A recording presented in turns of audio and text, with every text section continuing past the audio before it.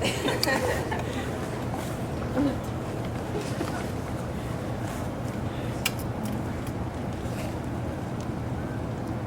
1966, DSC was founded as the first co-op in Davis.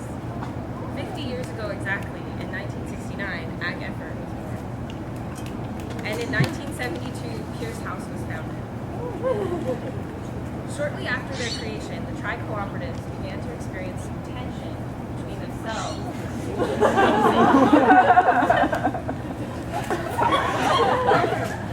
Student housing was imposing rules and restrictions on the co-operators.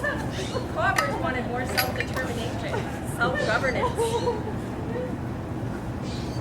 Following an attempt by student housing to close down DSC in 1977, the tri-co-operators banded together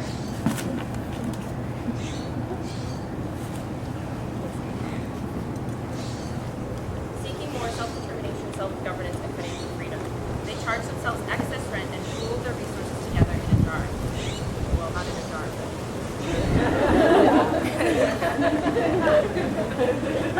And in 1979, Sunwise Co-op was founded.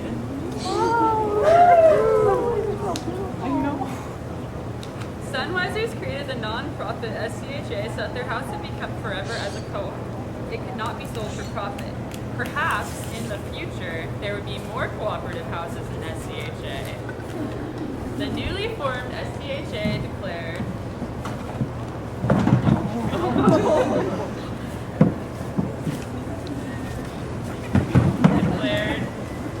SCHA will continue to rely on a self-help cooperative philosophy and maintain our own decentralized organization.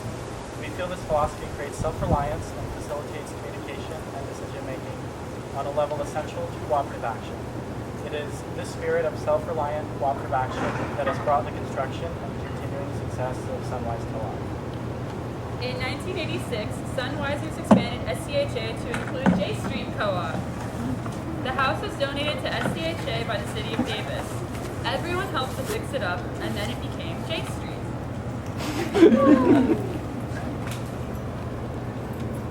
Two houses were stronger than one house. Fulfilling the intentions of the bylaws of SCHA, co-opers wanted to continue to expand so that more people had access to cooperative housing.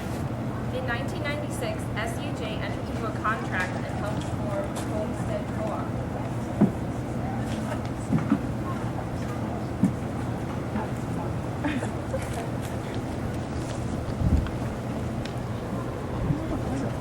For a variety of reasons, this relationship did not work out, and in 2005, SCHA said goodbye to Homestead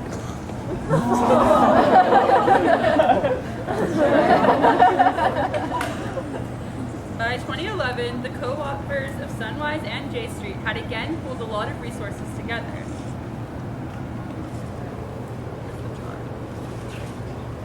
Well, they have. put all their money in a jar. It was time again to expand. The houses of Corner Co-op were moved across town to the vacant lot across from J Street Co-op. This became Cornucopia Co-op. Right at the same time, the Domes community, founded in 1972, was struggling. The university had shut down the Domes and given them a hefty price tag for maintenance repairs needed. They were going to bulldoze the Domes rather than fix them up.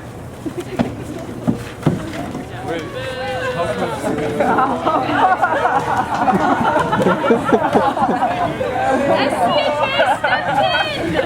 A campaign started and everyone helped to save the Domes!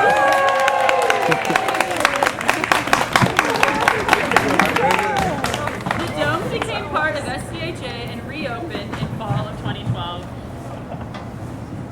At this point, SCHA was getting really big, and this expansion was a challenge.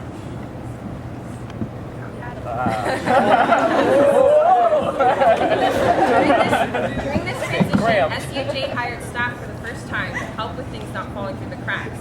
Taxes, contracts, leases, negotiations with the university, budgeting, and much more. A consistent staff person helped the organization to more slowly navigate towards the organization's goals. In 2015, the Tri-Co-ops merged with SCHA. This added more hands, helped with the Tri-stability, and at long last, freed them from the management of student housing. Who was going to double their rent, by the way. As SCHA expanded, more staff was hired to plan long-term maintenance projects, sign leases, and keep track of legal documents, finances, and maintain our relationship with the university for the on-campus co-ops.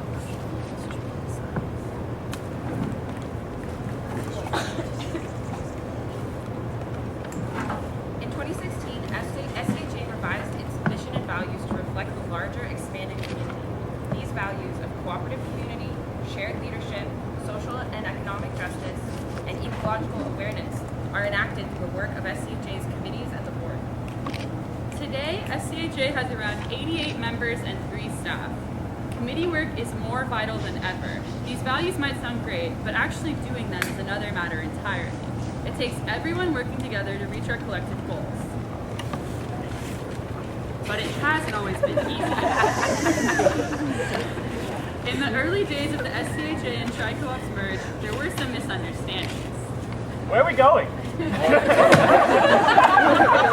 said right or left?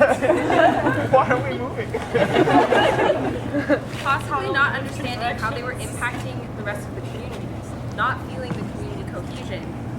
Some members of one co-op house refused to accept any applicants for a whole year. The resulting vacancy loss was horrible for SCHA. The financial situation was so bad that SCHA could not afford to pay their staff, some of whom worked without pay for several months that year. This is why the work of the applicant coordinating committee is so important. It is up to them to make sure there are enough people in the boat and to orient them once they get there. Does anyone else want to paddle too? Sweet. Another issue we deal with is community participation. A lack of total participation can lead to burnout. Oftentimes, some co-opers take on all the responsibility of their house, become so exhausted, feel so unsupported that they eventually have to leave. A little help here.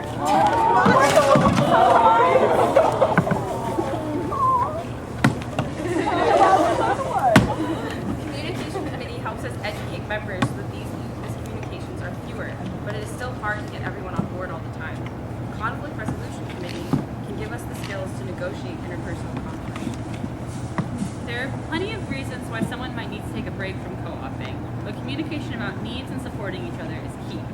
It is important to understand how the actions of each of us affect all the others in the community as a whole, not just now, but also into the future. In SCHA, we have 6 houses and 14 domes.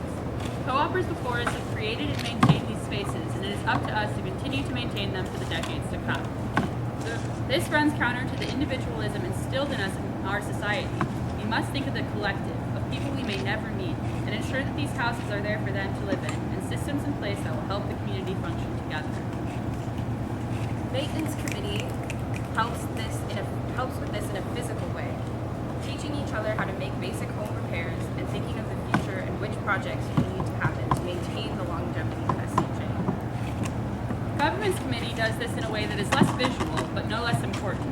By updating and revising our policies, leases, by checking in with staff weekly and discussing issues in our co-op systems, Governance Committee creates the map which guides us on how to work together. Finance committee helps us to allocate resources appropriately and works on systems of mutual aid, ERA, FMRA, and the sliding scale rent program. All of these systems impact everyone in the community, keeping us together in the boat, lending a hand so that people are not displaced. There are always more projects, more ways to continue to offer low-cost housing into the future. Right now, we are engaged in a large renovation project with domes. Despite the cleanup in 2011,